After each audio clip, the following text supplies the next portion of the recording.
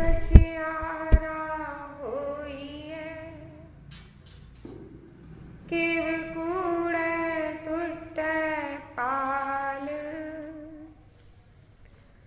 हुक्म रज़ाई चलना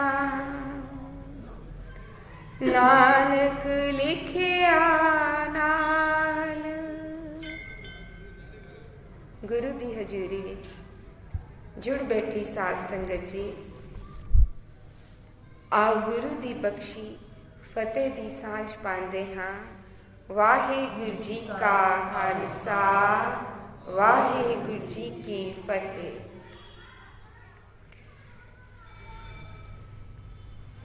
इस संध्या दे समय ते आओ रल के संध्या दे नितनेम लई जेड़ी बाणी गुरु पातशाह ने सानू बख्शी है, आओ रल के गुरु पातशाह जी दे चरनां नाल जुड़ के गुरु कोलों मत दी दात मंग के इस बाणी नू समझण दा यतन करिए। ਇਹ ਬਾਣੀ ਜਿਸ ਨੂੰ ਅਸੀਂ ਸੋਦਰ ਦੇ ਨਾਮ ਤੋਂ ਜਾਣਦੇ ਹਾਂ, ਇਸ ਬਾਣੀ ਵਿੱਚ 9 ਸ਼ਬਦਾਂ ਦਾ ਸੰਗ੍ਰਹਿ ਕੀਤਾ ਹੋਇਆ ਹੈ। 5 ਸ਼ਬਦ ਸੋਦਰ ਦੇ ਸਿਰਲੇਖ ਹੇਠਾਂ ਤੇ 4 ਸ਼ਬਦ सो पुरख दे सिरलेख हेठां गुरु पातशाह ने दर्ज कीते ने। पहला शब्द राग आसा महला पहला घर पहला सो दर। जदों इस शब्द नूं असीं देखते हाँ, ये शब्द गुरु ग्रंथ साहिब जी विच 3 वारी दर्ज है। शायद घट ही कोई शब्द है जो इतनी बारी गुरु पातशाह ने दर्ज किया होए।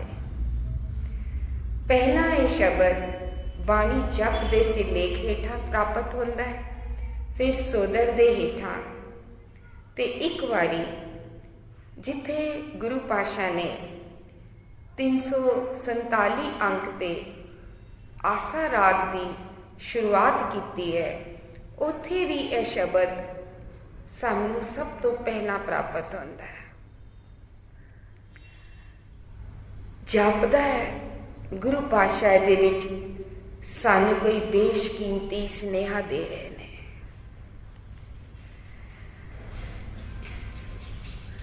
जिन्हें ये शब्द बाणी जप दे सिरलेख हेठां भी प्राप्त होता है ते बाणी जप विच गुरु पातशाह हरेक मनुख नूं उसदे मन नूं टुंबदे होए पहली पौड़ी विच 2 पंक्तियां ऐसियां दर्ज करते ने जो हरेक हिरदे नूं विन देंदियां ने। किव सचियारा होइए किव कूड़े टुटे पाल हुक्म रज़ाई चलना नानक लिखिया नाल।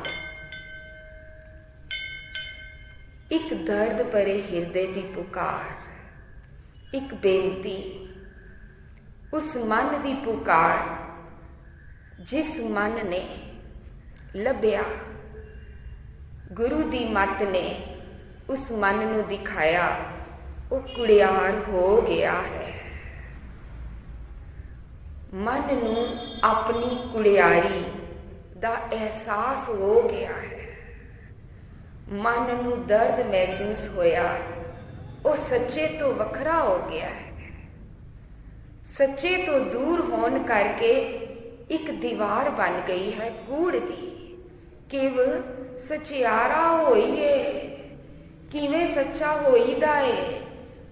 हे गुरु पातशाह, मैं किवें सचियार हो सकदा हाँ किव सचियारा होई है, किव कूड़ै टुटै पाल। किवें कूड़ दी दीवार ਜਿਹੜੀ अंतरात्मा विच वसते परमात्मा तो दूर कर रही है, जिस दीवार करके अंदर वसदा परमात्मा महसूस नहीं हो रहा, ये दीवार किवें टूट जाए। किव सचियारा होई है, किव कूड़ै टुटै पाल। पाल की हुंदा है? दीवार। कई बारी असीं वड्डे परिवारां विच देखदे सां, पहला एक साझा घर होंदा सी। ज्यों-ज्यों घर विच सोचनी विच वखरेवा आंदा सी, त्यों-त्यों घर विच दीवार पैन लग जाती सी। क्यों दीवार पै गई? हुण सोचनी वखरे हो गई है, हुण आपस विच बनदी नहीं है। जदों सोचनी वखरे हो गई तां दीवार पई। मन ने उस करते दी सोच नूं महसूस ना करके एक अपनी सोच घड़ लई ते दीवार पै गई। कौन दस रहा है? गुरु पातशाह। जदों सोदर दी सोदर दा शब्द बाणी जप विच गुरु पातशाह ने दर्ज किया है,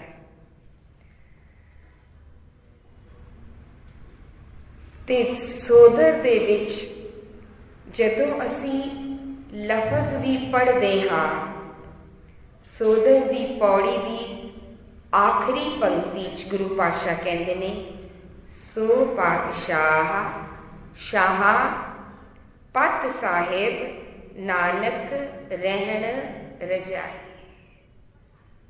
जपजी च कह रहे सी, किव सचियारा होई है, किव कूड़े टुटे पार, हुक्म रजाई चलना नानक लिखिया नाल। ए दीवार टुट जाती है, टुट सकती है, सदा टुटी रहती है। कदों? जदों उस रजाई दी रजा विच मन तुरन लग जाता है। सचियार अवस्था प्राप्त हो ही जाती है जदों सच्चे दे रजा विच आ जाता है। ते इत्थे की क्या? सो पातशाह शाह पत साहिब नानक रहन रजाई। सो गुरु पातशाह ने वो जिहड़ा मन सचियार अवस्था विच आ जाता है, जिहड़ा रजा विच आ जाता है, उस मन की जिहड़ी अवस्था बन जाती है, वो इस पौड़ी विच दर्ज कीती है। वो मन महसूस करता है रजा विच चल के, दाते कूड़ तो दूर हो के अज तू जेड़ी दात बख्शी है, तेरा शुक्र है। किवें कह रहे ने गुरु पातशाह इस शब्द विच, सो दर तेरा केहा, सो घर केहा, जित बै सरब संभालै। सो मैंने ओ। गुरु पातशाह ने शुरुआत विच ही सो कह दिता। सो दर, ओ वाला दरबार। गुरु पातशाह सो लफज विच एक वखरेवा दे रहे ने। बड़े सारे दरबार मन ने महसूस किए, पर एक वखरे दरबार दिखा दिता। गुरु पातशाह जी का नवेकला ढंग है गल की समझ देने का। जिहड़ी भी गल समझाते ने, पहला बाहर दुनिया के दृश्य नूं पूरी तरह खोल के दिखाते ने, पहले एक पिक्चर दिखाते ने, ताकि मन चंगी तरह अपने आप नूं जान सके। जिवें दुनिया विच ਦਰਬਾਰ ਰਾਜੇ ਦਾ ਹੁੰਦਾ ਹੈ। ਤਾਂ ਹੀ ਆਖਿਰ ਵਿੱਚ ਗੁਰੂ ਪਾਤਸ਼ਾਹ ਨੇ ਕਿਹਾ ਪਾਤਸ਼ਾਹ, ਪਤ ਦਾ ਸਾਹਿਬ, ਮਾਲਕ, ਵੱਡਾ ਉੱਚਾ ਦਰਬਾਰ ਵਾਲਾ ਪਰਮਾਤਮਾ। ਉਸ ਦੇ ਦਰਬਾਰਦਾਰ ਦੀ ਗੱਲ ਕਰਦੇ ਹੋਏ ਪਹਿਲਾਂ ਬਾਣੀ ਵਿੱਚ ਆਸਾ ਰਾਗ ਵਿੱਚ ਗੁਰੂ ਪਾਤਸ਼ਾਹ ਨੇ 2 ਰਾਜਿਆਂ ਦੇ ਸੀਨ ਦਿਖਾਏ ਨੇ, ਕਿਉਂਕਿ ਇਹ ਸ਼ਬਦ ਆਸਾ ਰਾਗ ਵਿੱਚ ਸਭ ਤੋਂ ਪਹਿਲਾ ਸ਼ਬਦ ਹੈ। ਇਸ ਸ਼ਬਦ ਦੇ ਅਰਥ ਪੂਰੇ ਆਸਾ ਰਾਗ ਵਿੱਚੋਂ ਪ੍ਰਾਪਤ ਹੁੰਦੇ ਨੇ। ਇਹ ਬਾਣੀ ਦੀ ਗੁਰੂ ਪਾਤਸ਼ਾਹ ਦਾ ਇੱਕ ਨਵੇਕਲਾ ਢੰਗ ਹੈ। ਜਿਸ ਵੀ ਸ਼ਬਦ ਦਾ ਅਰਥ ਦੇਣਾ ਹੁੰਦਾ ਹੈ ਗੁਰੂ ਪਾਤਸ਼ਾਹ ਨੇ, ਉਸ ਰਾਗ ਵਿੱਚ ਉਸ ਦਾ ਅਰਥ ਪਰੋਇਆ ਹੁੰਦਾ ਹੈ। ਕੱਲ ਅਸੀਂ ਮੁਖਰਜੀ ਨਗਰ ਵਿੱਚ ਵਿਚਾਰ ਕਰ ਰਹੇ ਸੀ, ਉੱਥੇ ਸੀ ਰਾਗ ਗੌਂਡ ਦਾ ਸ਼ਬਦ। ਰਾਗ ਗੌਂਡ ਦੇ ਵਿੱਚ ਪਹਿਲੇ ਸ਼ਬਦ ਵਿੱਚ ਗੁਰੂ ਪਾਤਸ਼ਾਹ ਇੱਕ ਗੱਲ ਛੇੜਦੇ ਨੇ, ਇੱਕ ਵਿਸ਼ਾ ਛੇੜਦੇ ਨੇ। ਰਹਾਉ ਦੀ ਪੰਕਤੀ ਵਿੱਚ ਕਹਿੰਦੇ ਨੇ, ਮੇਰੇ ਮਨ ਆਸਾ ਕਰ ਜਗਦੀਸ਼ ਗੁਸਾਈ, ਜੋ ਬਿਨ ਹਰ ਆਸ ਅਵਰ ਕਾਹੂ ਕੀ ਕੀਜੇ, ਸਾ ਨਹਿਫਲ ਆਸ ਸਭ ਬਿਰਥੀ ਜਾਏ। ਗੁਰੂ ਪਾਤਸ਼ਾਹ ਨੇ ਪਹਿਲੇ ਸ਼ਬਦ ਵਿੱਚ ਰਹਾਉ ਦੀ ਪੰਕਤੀ ਵਿੱਚ ਇੱਕ ਵਿਸ਼ਾ ਛੇੜਿਆ, ਹਰੀ ਨੂੰ ਮਿਲਣ ਦੀ ਆਸ ਦਾ, ਤੇ ਫਿਰ ਦੂਜੇ ਪਦ ਵਿੱਚ ਕਹਿ ਦਿੱਤਾ ਇੱਕ ਹੋਰ ਆਸ ਵੀ ਹੁੰਦੀ ਹੈ। ਉਹ ਕਿਹੜੀ? ਪਰਮਿੱਤਰੀ। ਪਰਮਿੱਤਰੀ ਆਸ ਕਿਹਨੂੰ ਕਿਹਾ? ਭਾਉ ਦੂਜਾ। ਹੁਣ ਸਾਡੇ ਲਈ ਅਚਰਜਤਾ ਦੀ ਗੱਲ, ਬੜੀ ਵਿਲੱਖਣ ਗੱਲ, ਜਿਹੜੀ ਗੱਲ ਪਹਿਲੇ ਸ਼ਬਦ ਵਿੱਚ ਛੇੜੀ, ਸਭ ਤੋਂ ਪਹਿਲਾਂ 6 ਸ਼ਬਦ ਚੌਥੇ ਪਾਤਸ਼ਾਹ ਦੇ, 6ਵੇਂ ਸ਼ਬਦ ਵਿੱਚ ਆਖਰੀ ਪੰਕਤੀ 'ਚ ਕਹਿੰਦੇ ਨੇ, ਜਨ ਨਾਨਕ ਕੀ ਹਰ ਆਸ ਪੁਜਾਈ, ਹਰ ਦਰਸ਼ਨ ਸ਼ਾਂਤ ਸ਼ਰੀਰ। ਉਹੀ ਆਸ ਦੀ ਗੱਲ ਕੀਤੀ, 2 ਆਸ਼ਾਵਾਂ ਵੱਖਰੇ ਕੀਤੀਆਂ।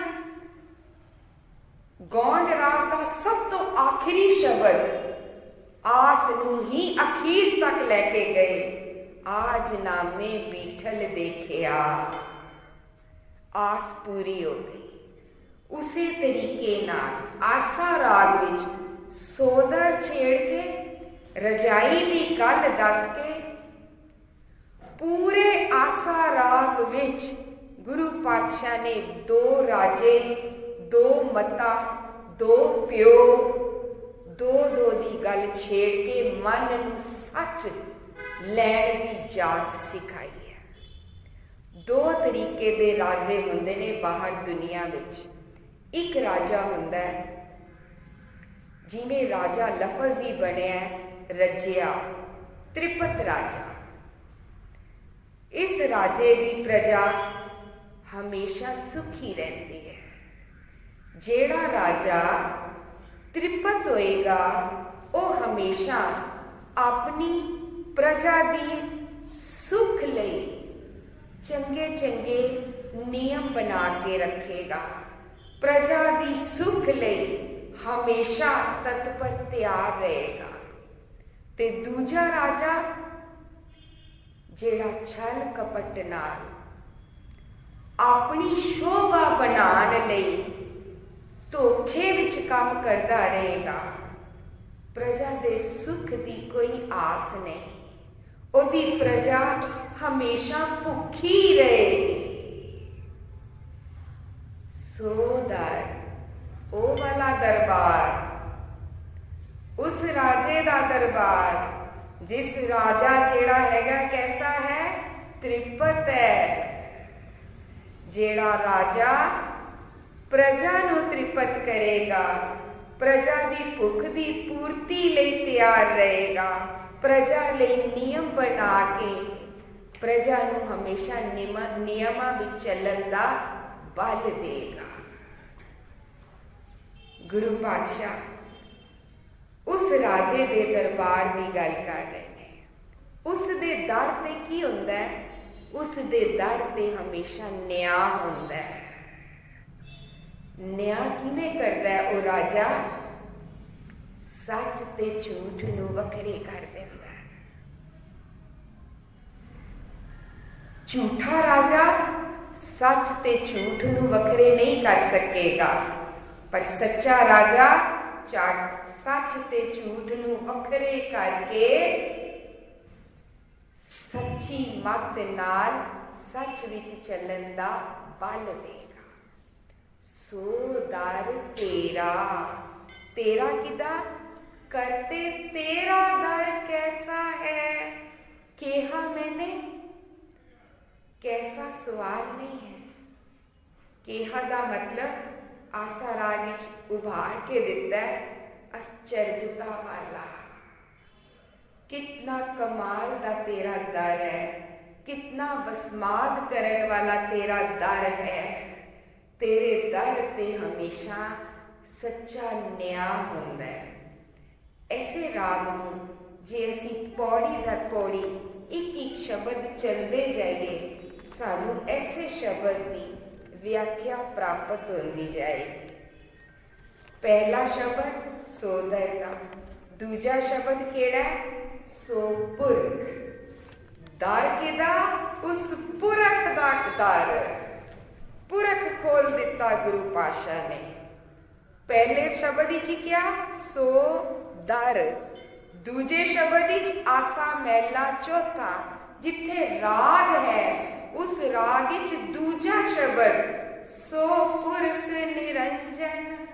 हर पुरख निरंजन, हर अगम्मा अगम अपारा। किदे दरबार की गल कर रहे हैं? गुरु नानक पातशाह अगला समझ दे रहे हैं। मैं किस दे दरबार की गल कर रहा? उस पुरख दे दरबार की गल कर रहे हैं। वो पुरख कौन है? निरंजन है, अंजन तो रहत है। अंजन कहते ने कालख नूं, ते कालख की हुंदी है? मैल। परमात्मा मैल तो रहत है।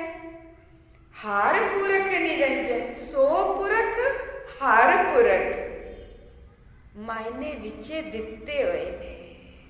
सो पुरख का मायना की है? हरि पुरख है। ते हरि पुरख कौन है? अगम्मा अगम अपारा। मायना समझा दिता। हुण ये पुरख रहिंदा किथे है? तू घट घट अंतर सर्व निरंतर जी, हर एको पुरख सुजाना। एक पुरख सुजान, हरेक दे घट विच रहना है। इसका मतलब है घट तो महसूस कराओगे गुरु पातशाह जी, हिरदे तो महसूस कराओगे। हिरदे विच महसूस क्यों नहीं होया? तीजा शब्द सुन वड्डा आखे सब कोई। नाल नाल पौड़ी दर पौड़ी दसते जा रहे ने। मैल किवें लगी, कुड़ियार किवें होया, सुन सुन के वड्डा किया। किन्हां नूं सुन सुन के वड्डा किया? मैं क्या परमात्मा सच्चा है, मैं क्या परमात्मा किनके विच वसदा है। पर सुनी सुनाई मत नाल किनके विच वसदा महसूस नहीं होया। सुने सुनाए ज्ञान नाल किनके विच वसदा महसूस नहीं होंदा। फिर गुरु पातशाह किवें महसूस होंदा है? वड्डे मेरे साहिबा गहर गंभीरा, गुणी गहीरा, कोई ना जाने तेरा केता केवड चीरा। एक सुनी सुनाई मत, एक मालक दी गंभीरता वाली मत। मालक वड्डा है, किवें वड्डा है? पैसे च वड्डा है, शोभे च वड्डा है, किंज वड्डा है? गुरु पातशाह दसदे ने मेरा मालक वड्डा है। मेरा मालक, मेरा केड़ा मालक? जेड़ा मेरे अंदर वसदा है। मेरा मालक वड्डा है। किवें वड्डा है? गहरा, गहराई च वड्डा है। गहराई किन्ने दित्ती? गंभीरा, गंभीरता दी मत नाल। ते गहरा किस तरह है? गुणी गहीरा, गुणा विच गहरा है। इस शब्द विच दो मतां पेश कर दित्तियां, दो अकलां पेश कर दित्तियां। एक सुनी सुनाई अकल, एक गंभीरता वाले दाते दी अकल। दोनां दी निशानी गंभीरता वाली मत नाल जदों मन जुड़ेगा, नानक सच सवारण हारा। सच्चे दी सच्ची मत निशानी, मन सवरदा जाएगा। ओ वाला राजा प्राप्त हो गया, जेड़ा राजा सच दे के प्रजा नू सवारदा है। एक राजा प्रजा वाल ध्यान ही नहीं देंदा। एक राजा प्रजा नू सवारण लई हमेशा तत्पर तैयार रहता है। हुण केड़ा मन सवरेगा? सवरदा है ही होइयो जेड़ा कमी देखेगा। जेड़ा कमी नहीं देख सकदा वो केड़ा मन है? जेड़ा सुन के वड्डा कह रहा है। सुन के वड्डा कहण नाल की हुंदा है? गुरु पातशाह कहंदे ने सीमत बुद्धि बनती है, सीमत अकल बनती है। सीमत अकल किन्हां ने लै लई? इंद्रियां ने। जिवें इंद्रियां कोल दूर दृष्टि नहीं होती, ताही गुरु पातशाह ने कहा ना, तू अगम है, तू अगोचर है। अगम की होंदा है? अगोचर की होंदा है? इंद्रियां दी पहुंच तो परे। सुनी सुनाई मत नाल परमात्मा नू बाहरों लभेगा। सुनी सुनाई मत नाल धर्म दे नाम हेठा ऐसे काम करेगा जिहदे नाल परमात्मा नू बाहरों महसूस करेगा ते परमात्मा नू सदा अपने तो दूर समझेगा। गंभीरता दी मत नाल सवरदा जाएगा, परमात्मा नू अंदर महसूस करेगा। सो दर तेरा केहा। राजे दा दर कैसा है? दरबार कैसा है? न्याय करन वाला है। न्याय कदों करीदा है? कौन खड़ा हुंदा है न्याय दे कटहरे च जाके? जेड़ा कहंदा मैं कसूर कीता, जेड़ा मुजलम हुंदा है। राजे दा दरबार लगा है, मुजरिम आके उत्थे खड़ा होया है। राजे ने फैसला किया, सच ते झूठ नू वखरे किया। जे मन मन ले मेरे कोल झूठ है, झूठ मैं ना मैल। ताई गुरु पातशाह ने जपजी साहिब विच पहले तरीके सिखाए ने, ए मैल उतरेगी नहीं तेरे जोर नाल। सोचे सोच ना हो गई, जे सोची लख वार। लख वार का मतलब अपनी जोर नाल। मैं कोशिश कर रहा हाँ, मैं धर्म दे नाम हेठा किधरे ना आवा, किसी तरीके नाल सुच्चा हो जावा, पर जोर दी मत नाल जोर ना मंगण देण ना जोर।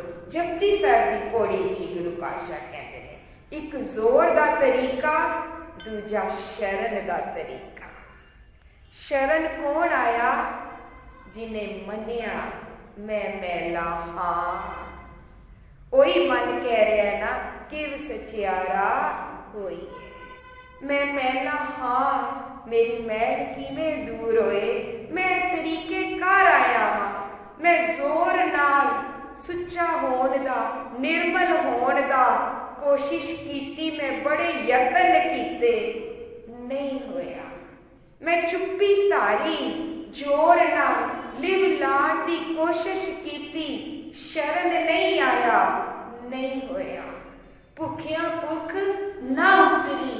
ਮੈਂ ਬੜੇ ਹੋਰ ਤਰੀਕੇ ਅਪਣਾਏ, ਪਰ ਜਿਹੜੇ ਵੀ ਤਰੀਕੇ ਅਪਣਾ ਰਿਹਾ ਸੀ, ਪਿੱਛੇ ਇੱਕ ਭੁੱਖ ਸੀ, ਇੱਕ ਲਾਲਚ ਸੀ, ਤੇ ਸੁੱਚਾ ਨਹੀਂ ਹੋਇਆ। ਉਹ ਮਨ ਆਇਆ ਗੁਰੂ ਦੇ ਕੋਲ, ਹਾਰ ਪਰਿਓ ਸੁਆਮੀ ਕੇ ਦੁਆਰੇ, ਦੀਜੇ ਬੁੱਧ ਬਵੇਕਾ। ਹਾਰਿਆ ਕੌਣ? ਕਿੱਥੇ ਹਾਰਿਆ? ਹਾਰਿਆ ਕਿਹਨੂੰ ਕਹਿੰਦੇ ਆ? ਹਾਰ ਗਈ, ਉਹ ਟੀਮ ਹਾਰ ਗਈ। ਹਾਰਨਾ ਮਤਲਬ ਕਮਜ਼ੋਰੀ। ਹਾਰ ਪਰਿਓ, ਮੈਨੂੰ ਆਪਣੀ ਕਮਜ਼ੋਰੀ ਮਹਿਸੂਸ ਹੋ ਗਈ। ਮੈਂ ਮੰਨਿਆ ਮੇਰਾ ਮਨ ਕਮਜ਼ੋਰ ਹੈ। ਮੈਂ ਮੰਨਿਆ ਮੇਰਾ ਮਨ ਹਾਰ ਜਾਂਦਾ ਸੀ। ਕਿਤੇ ਅੱਗੇ? ਦੁਨੀਆ ਅੱਗੇ। ਐਸੇ ਵਿੱਚ ਜਦੋਂ ਅਸੀਂ ਤੀਜਾ ਸ਼ਬਦ ਪੜ੍ਹਦੇ ਹਾਂ, ਉਹਦੇ ਵਿੱਚ ਗੁਰੂ ਪਾਤਸ਼ਾਹ ਆ ਕੇ ਕਹਿੰਦੇ ਨੇ, ਜਾਣੂ ਜੋਤ ਨਾ ਪੁੱਛੂ ਜਾਤੀ, ਆਗੇ ਜਾਤ ਨਾ ਹੈ। ਦੋ ਚੀਜ਼ਾਂ ਵੱਖਰੇ ਕਰ ਦਿੱਤੀਆਂ ਗੁਰੂ ਪਾਤਸ਼ਾਹ ਨੇ, ਇੱਕ ਜੋਤ ਦਾ ਮਾਰਗ, ਇੱਕ ਜਾਤੀ ਦਾ ਮਾਰਗ। ਜਾਤੀ ਦਾ ਮਾਰਗ ਮੈਲ ਦਾ ਮਾਰਗ, ਆਪਣੀ ਜਾਤ ਵਧਾਣੀ, ਆਪਣੀ ਪੱਤ ਵਧਾਣੀ। ਦੂਜਾ ਮਾਰਗ ਜੋਤ ਦਾ ਮਾਰਗ। ਮਨ ਨੇ ਮਾਰਗ ਲੱਭ ਲਿਆ। ਜਾਣੂ ਨਾਹੀ ਭਾਵੈ ਕਵਨ ਬਾਤਾ, ਮਨ ਖੋਜ ਮਾਰਗ। ਕਿਹੜਾ ਮਾਰਗ? ਜੇ ਤੂੰ ਅੰਦਰ ਰਹਿਣਾ ਹੈ, ਫਿਰ ਅੰਦਰ ਖੋਜਣ ਦਾ ਮਾਰਗ। ਆਤਮ ਚੀਨ ਪਰ ਆਤਮ ਪਾਈ ਹੈ। ਆਤਮਾ ਨੂੰ ਚੀਨਣ ਦਾ ਮਾਰਗ ਕੌਣ ਲਏਗਾ? ਜਿਹੜਾ ਸੱਚਿਆਰ ਹੋਣਾ ਚਾਹੁੰਦਾ ਹੈ। ਕੌਣ ਲਏਗਾ? ਜਿਨੇ ਕੂੜ ਲੱਭਣੀ ਹੈ। ਪਹਿਲਾਂ ਆਪਣੀ ਕੂੜ ਲੱਭਣੀ ਪਏਗੀ।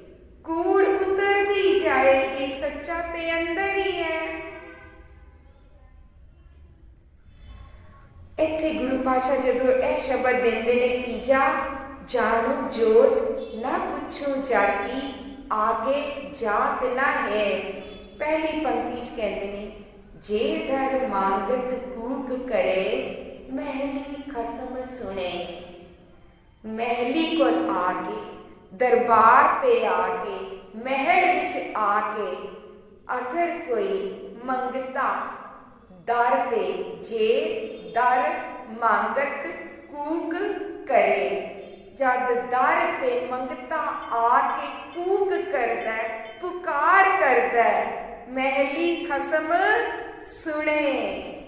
ਮੰਗਤੇ ਦੀ ਅਰਦਾਸ ਸੁਣਦਾ। ਮੰਗਤਾ ਕੂੜ ਉਤਾਰਨ ਆਇਆ ਹੈ।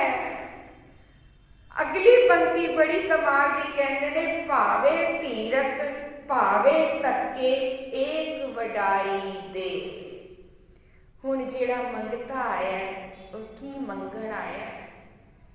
ਜੇ ਜਾਤੀ ਵਾਸਤੇ ਕੇਵਲ ਰੋਜ਼ੀ ਰੋਟੀ ਮੰਗਣ ਆਇਆ, ਤਾਂ ਕੀ ਮਿਲੇਗਾ? ਤੱਕੇ।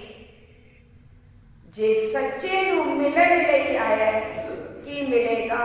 ਧੀਰਕ। ਭਾਵੈ ਧੀਰਕ। ਮੰਗਤੇ ਤੈਨੂੰ ਕੀ ਭਾਉਂਦਾ ਹੈ? ਧੀਰਕ, ਧੀਰਜ ਜਾਂ ਧੱਕੇ? ਭਾਵੈ ਧੀਰਕ, ਭਾਵੈ ਧੱਕੇ, ਏਕ ਵਡਾਈ ਦੇ। ਇੱਕ ਵਡਾਈ ਮਿਲੇਗੀ, ਇੱਕ ਚੀਜ਼ ਮਿਲਦੀ ਹੈ। ਜੇ ਤੈਨੂੰ ਧੱਕੇ ਜਾਂਦਾ ਤੇ ਬਾਹਰ ਲੱਭਣ ਦਾ, ਪਰਮਾਤਮਾ ਨੂੰ ਹਿਰਦੇ ਰੂਪੀ ਘਟ ਨੂੰ ਤਿਆਗ ਕੇ ਬਾਹਰ ਲੱਭਣਾ, ਧੱਕੇ ਖਾਣਾ ਹੈ। ਪਰਮਾਤਮਾ ਨੂੰ, ਪਰਮਾਤਮਾ ਕੋਲੋਂ ਸੱਚੀ ਦਾਤ ਲਈ ਅਰਦਾਸ ਕਰਕੇ, ਇਸ ਬਾਣੀ ਵਿੱਚ, ਇਸ ਰਾਗ ਵਿੱਚ ਗੁਰੂ ਪਾਤਸ਼ਾਹ ਨੇ ਇੱਕ ਦਾਤ ਕਹੀ ਹੈ, ਸੱਚੀ ਦਾਤ। ਸੱਚੇ, ਸੱਚੀ ਦਾਤ ਦੇਹ ਦਿਆਲ ਹੈ। ਸੱਚੀ ਦਾਤ ਦੇਣ ਵਿੱਚ ਹਰ ਵੇਲੇ ਦਿਆਲ ਹੈ।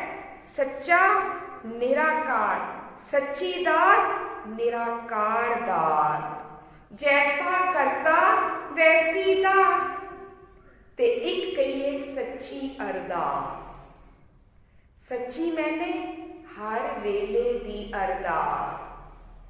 ਇੱਕ ਅਰਦਾਸ ਹੁੰਦੀ ਹੈ ਅਸੀਂ ਕਿਸੇ ਵੇਲੇ ਕਰਦੇ ਹਾਂ, ਇੱਕ ਅਰਦਾਸ ਮੰਗਤੇ ਨੇ ਕਰਨੀ ਹੈ ਸੱਚਾ ਅਰਜ, ਸੱਚੀ ਅਰਦਾਸ, ਮਹਿਲੀ ਖਸਮ ਸੁਣੇ ਸ਼ਾਬਾਸ। ਇਹ ਸੱਚੀ ਅਰਦਾਸ ਕਿਹੜੀ ਹੈ? ਮਿਲਣ ਦੀ ਅਰਦਾਸ। ਸੱਚੀ ਦਾਤ ਕਿਹੜੀ ਹੈ? ਜਿਹੜੀ ਸੱਚੇ ਸੱਚੀ ਦਾਤ ਦੇ ਦਿਆਲ ਹੈ। ਗੁਰੂ ਪਾਤਸ਼ਾਹ ਦਰ ਦੀ ਗੱਲ ਛੇੜ ਕੇ ਸਾਨੂੰ ਹਿਰਦੇ ਵਿੱਚ ਦਰਬਾਰ ਦਿਖਾਉਂਦੇ ਨੇ। ਇੱਕ ਦਰਬਾਰ ਅਸੀਂ ਸੁਣਦੇ ਹਾਂ, ਉਹ ਅਸੀਂ ਸੁਣਿਆ ਏ ਕਿ ਮਰਨ ਤੋਂ ਬਾਅਦ ਲੱਗਦਾ ਹੈ। ਇੱਕ ਦਰਬਾਰ ਗੁਰੂ ਪਾਤਸ਼ਾਹ ਕਹਿੰਦੇ ਨੇ ਹਿਰਦੇ ਵਿੱਚ, ਜਿੱਥੇ ਪਰਮਾਤਮਾ ਦਾ ਮਹਿਲ, ਉੱਥੇ ਪਰਮਾਤਮਾ ਦਾ ਦਰਬਾਰ। ਸੋ ਦੀਵਾਨ ਵਸਿਆ ਭਗਤਾਂ ਕੇ ਹਿਰਦੇ। ਸੋ ਗੁਰਬਾਣੀ ਸਾਨੂੰ ਇੱਕ ਨਵੇਕਲਾ ਢੰਗ ਦੱਸਦੀ ਹੈ। ਜਦੋਂ ਮਨ ਅੰਦਰ ਆਤਮਾ ਅੰਦਰ ਖੋਜੇ, ਕੱਪੜ ਰੂਪ ਸੁਹਾਵਣਾ, ਛੱਡ ਦੁਨੀਆ ਅੰਦਰ ਜਾਵਣਾ। ਅੰਦਰ ਜਾਵਣਾ, ਆਪਣੇ ਅੰਦਰ ਜਾਵਣਾ, ਘਰ ਅੰਦਰ ਜਾਵਣਾ। ਇੱਕ ਘਰ ਅੰਦਰ ਜਾਣ ਦਾ ਰਾਹ ਹੁੰਦਾ ਹੈ, ਇੱਕ ਘਰੋਂ ਬਾਹਰ ਜਾਣ ਦਾ ਰਾਹ ਹੁੰਦਾ ਹੈ। ਜਦੋਂ ਮਨ ਘਰ ਦੇ ਅੰਦਰ ਜਾਂਦਾ ਹੈ ਤੇ ਉਹਦਾ ਮੂੰਹ ਕਿਸ ਵੱਲ ਹੁੰਦਾ ਹੈ?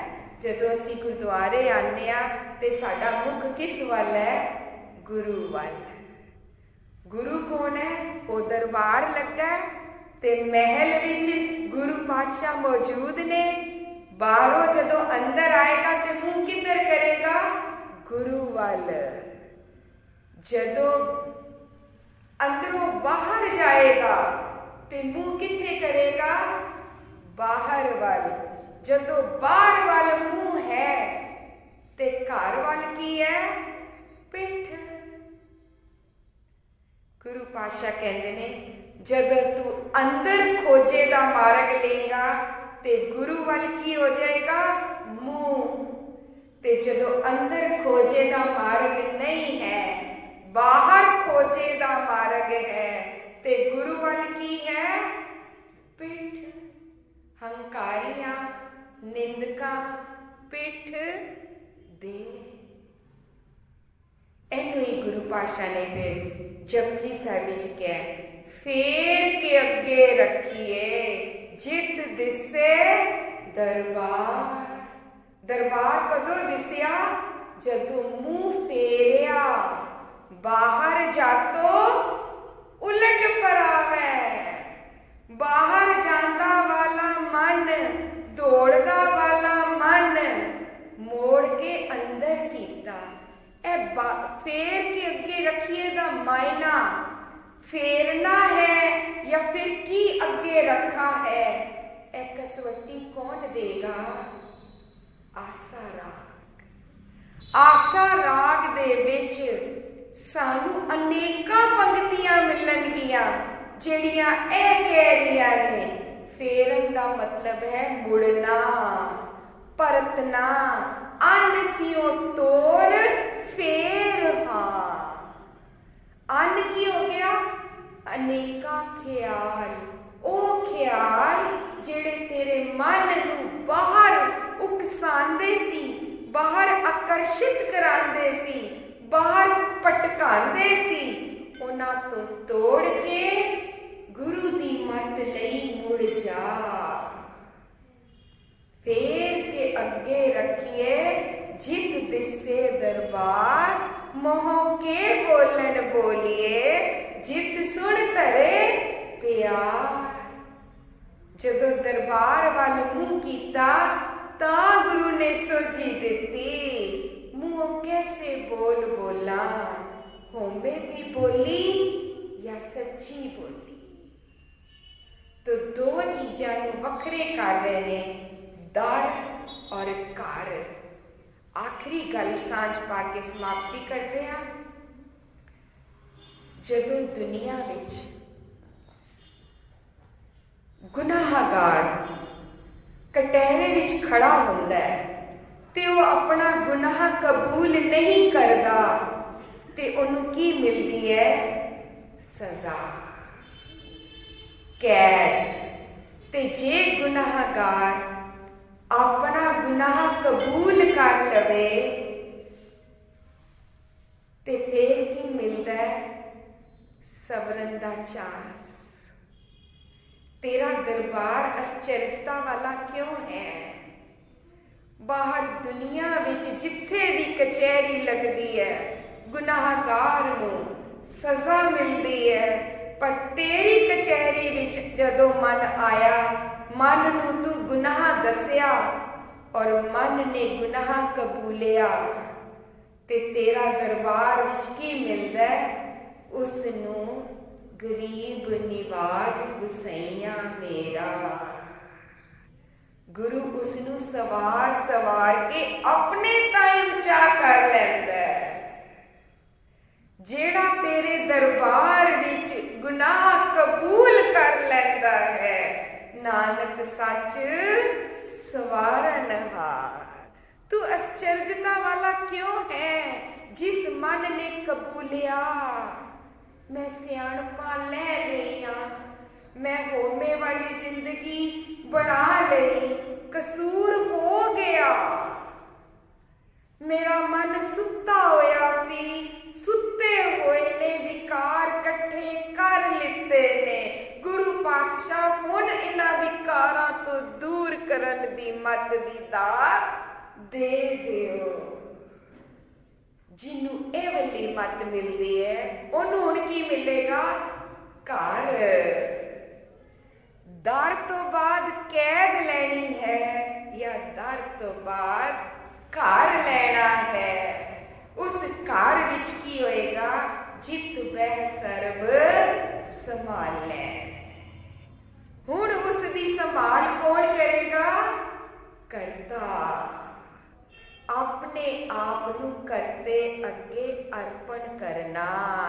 ਐਸਾ ਸਤਿਗੁਰ ਜੇ ਮਿਲੈ ਤਿਸਨੋ ਸਿਰ ਸੌਂਪੀਐ ਵਿੱਚੋਂ ਆ ਜਾਏ। ਜਹ ਪ੍ਰਾਣੀ ਹੋਮੈ ਤਜੀ ਕਰਤਾ ਰਾਮ ਪਛਾਨ। ਇੱਕ ਹੋਮੇ ਵਾਲਾ, ਇੱਕ ਕਰਤਾ ਰਾਮ ਪਛਾਨ। ਜਹ ਪ੍ਰਾਣੀ ਹੋਮੈ ਤਜੀ ਕਰਤਾ ਰਾਮ ਪਛਾਨ। ਕਹੁ ਨਾਨਕ वो मुकत नर नानक ए मन साची मान। ਸੋ ਗੁਰੂ ਪਾਤਸ਼ਾਹ ਕੋਲੋਂ ਕੱਲ ਦੇ ਸ਼ਬਦ ਵਿੱਚ ਦੇਖਾਂਗੇ ਕਿਵੇਂ ਗੁਰੂ ਪਾਤਸ਼ਾਹ ਹੋਮੇ ਤੋਂ ਮੁਕਤ ਕਰਕੇ ਮਨ ਦੇ ਅੰਦਰ ਕਿਹੜੇ ਵਾਜੇ ਵਜਾ ਦਿੰਦੇ ਨੇ, ਕਿਹੜੀ ਆਨੰਦ ਦੀ ਅਵਸਥਾ ਦੇ ਦਿੰਦੇ ਨੇ। ਭੁੱਲਾਂ ਚੁੱਕਾਂ ਦੀ ਖਿਮਾ।